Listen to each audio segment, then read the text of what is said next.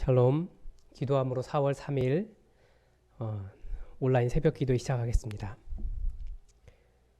사랑이 많으신 하나님 아버지, 우리가 사순절을 지내며 예수님의 고통과 비교할 수는 없지만 우리 나름의 고통의 시간을 보내고 있습니다.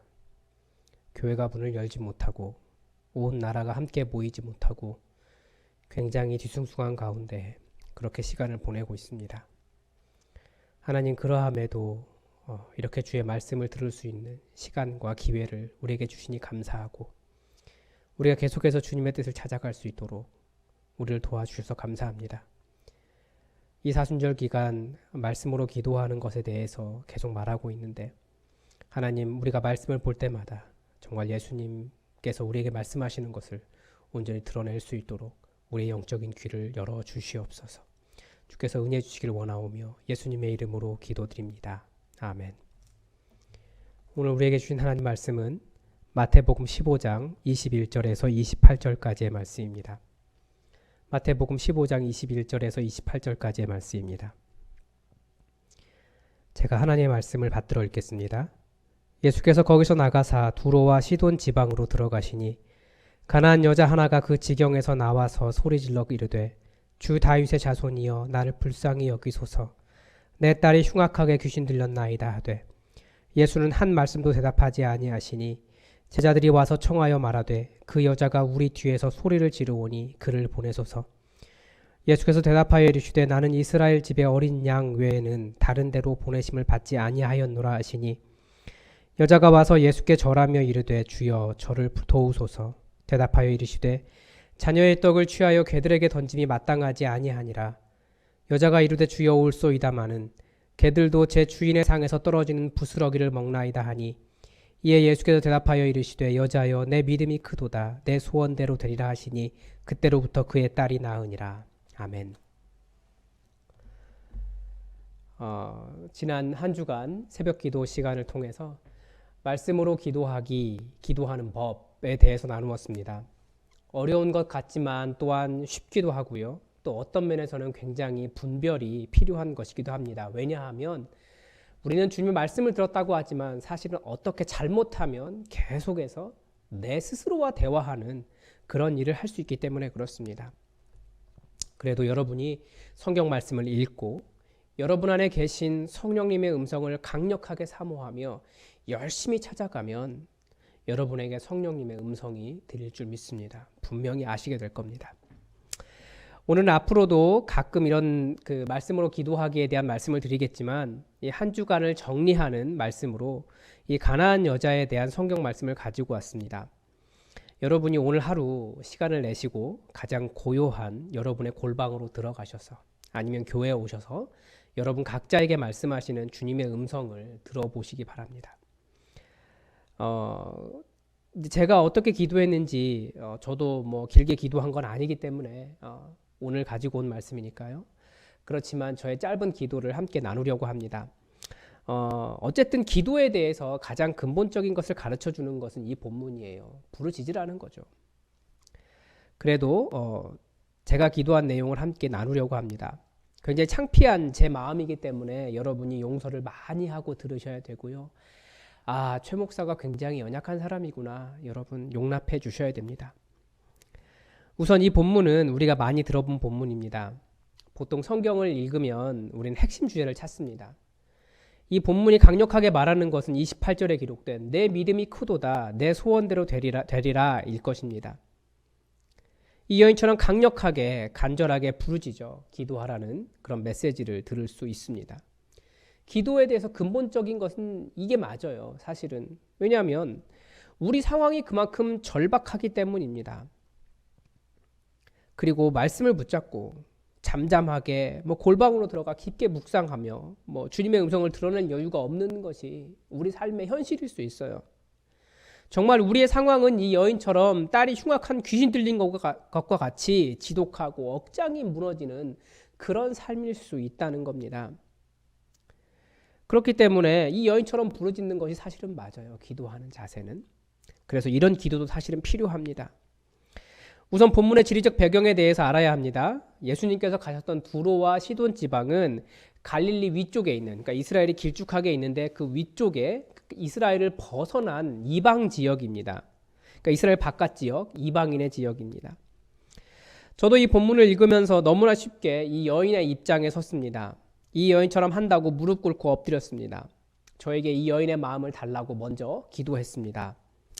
자신의 딸이 흉악한 귀신 들렸기 때문에 예수님 아니면 고칠 사람이 없다는 그런 간절한 마음으로 기도하게 해달라고 그런 마음으로 무릎 꿇었습니다. 그런 마음으로 이 교회를 위해서 그리고 이 나라를 위해서 이 어려움을 위해서 기도하게 해달라는 마음으로 엎드렸습니다. 이것은 주님의 음성이기보다는 이미 제가 정한 결론이었던 것 같습니다. 그리고 또 하나는 주님과 대화하기보다는 빨리 어떤 묵상 내지는 기도를 하고 그것을 설교로 써서 새벽 기도에 전해야 한다는 마음이 더 강했고요. 그리고 집에 혼자 있는 아들을 생각하며 빨리 집으로 가야 한다 라고 하는 절박한 마음이 더 많았던 것 같습니다.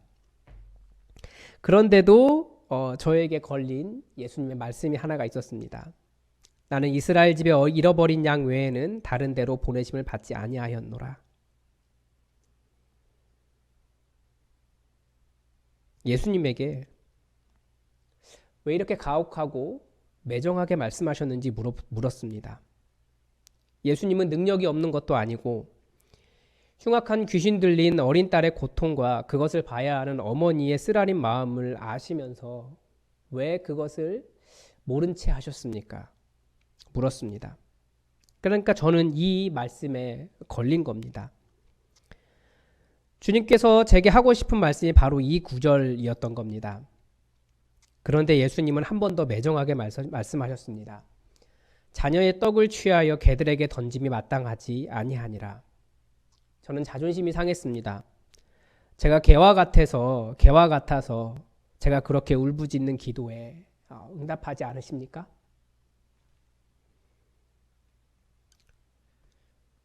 그런데 예수님의 음성은 내가 언제 너를 그런 사랑 없는 마음으로 대한 적이 있었냐라고 또 물어오셨습니다. 그래서 다시 말씀을 보았습니다. 그런데 제 내면 깊은 곳에서는 예수님의 말씀에 걸린 것이 아니라 제자들의 말에 더 관심을 갖고 있었습니다. 그 여자가 우리 뒤에서 소리를 지르오니 그를 보내소서. 어쩌면 이 본문 속에서 저는 이 가나안 여인의 절박한 마음을 가진 사람도 아니었습니다. 이방 지역에 가신 예수님의 마음도 아니었고요. 저는 예수님의 제자 중에 한 사람이었습니다. 예수님께서 그 가나안 여인에게 하신 말씀이 예수님의 마음이 아니었다는 것을 알았습니다. 이 마음을 가진 사람들은 바로 제자들이었고 그리고 그것이 제 마음이었습니다. 왜 이 마음이 걸렸는지 기도하다 알았습니다. 하루 종일 교회에 있으면 아직 우리 교회는 그렇게 크거나 알려진 교회도 아니기 때문에 교회에 전화가 오는 일이 거의 없습니다. 기독 통일당인가 그쪽 그 춘천 지부 연다고 협조하라고 그런 전화나 오고요. 거의 오지 않는데 그런데 어느 날 전화 한 통이 걸려왔습니다. 어떤 남자분이셨는데 춘천에 와서 사업을 하다가 부도가 나서 아내는 도망가고 아들 둘이 있는데 아이들이 그렇게 빵을 먹고 싶다고 하는데 빵 사줄 돈이 없다는 겁니다. 저는 동사무소를 찾아가 보라고 말씀드렸습니다. 이미 가봤다고 했습니다. 지금은 춘천에 있는 것이 아니라 가평에 있다고도 말을 했고요. 그런데 저는 이런 분에게 사실은 많다면 많다라고 할 수 있을 만큼 다른 사람이 주는 것보다는 많이 줬다고 확신할 정도로 많이 뜯겼습니다. 이번에는 나도 호락호락하지 않아 라는 굳은 마음으로 그분 기분 나쁘지 않게 통화를 했습니다. 부드럽게 말했지만 실상은 당신이 누구인지 알고 도와주겠느냐? 내가 당신 같은 사람에게 한두 번 당해본 줄 아느냐? 다들 나중에 갚겠다고 집에 돌아가면 보내주겠다고 꾸벅 90도로 고개 숙이며 전화번호, 계좌번호 다 받아갔지만 실제로 연락 온 사람은 단 한 사람도 없었다. 내가 20년 동안 못 도와준다 라고 하는 마음이었습니다. 그런데 전화를 끊고 난 이후 지금까지 저는 마음이 굉장히 괴롭습니다. 말씀은 만약에 그 남자가 이 가나안 여인이었다라고 말하고 있었습니다. 그리고 저는 제자의 입장에서 나는 우리 교인이 아니라고, 내가 알지 못하는 사람이라고 정체를 알 수 없다며 말 그대로 이방 여인 대하듯이, 어쩌면 정말 간절했기 때문에 인터넷 춘천에서 교회를 쳤는데 우리 교회가 나오니까 교회를 찾아 전화를 한 사람의 목소리를 어떻게 빨리 전화 좀 끊어야지, 이 제자들의 말처럼 그 여자가 우리 뒤에서 소리를 지르오니 그를 보내소서라는 마음으로 그렇게 대했다는 것을 알았습니다. 그래서 아직도 이런 전화가 오면 어떻게 해야 하나 여전히 고민하고 있습니다. 지금까지 그런 일을 많이 경험하면서 마음이 굳어져 있었지만 다시 한번 이제는 도와줄 방법을 찾아보자. 최소한 쫓아내려고는 하지 말자. 단돈 10,000원이라도 보내자라는 생각을 했습니다. 그런데 아직도 이 기도는 시원하게 해결되지 않고 계속 기도해야 할 것 같습니다. 제 마음은 여전히 타협하고 있다는 것을 알고 있습니다. 저는 예수님께 뭐라고 말했냐면, 내가 힘을 다해 도와주면 과연 그런 사람들 다 감당할 수 있겠습니까? 주님께서 능력 주실 것이라고요? 그런데 제가 할 사역은 그것이 아닙니다. 저는 우리 교회의 사역을 그런 식으로 생각하고 있지 않습니다. 저는 여기까지 기도하고 빠져나왔습니다. 굉장히 비겁한 기도를 한 거죠. 아직 답을 얻지 못했기 때문에 더 기도해야 합니다. 말씀은 각 사람에게 다양하게 말씀하십니다. 여러분에게도 이 본문 들고 들어가시면 분명히 주님께서 주시는 음성이 있을 겁니다. 주님의 음성을 듣는 자리로 말씀을 들고 들어가 보십시오. 그렇게 어려운 것이 아닙니다. 분명히 우리에게 말씀하시는 주님의 음성을 들으실 수 있을 겁니다. 기도하겠습니다.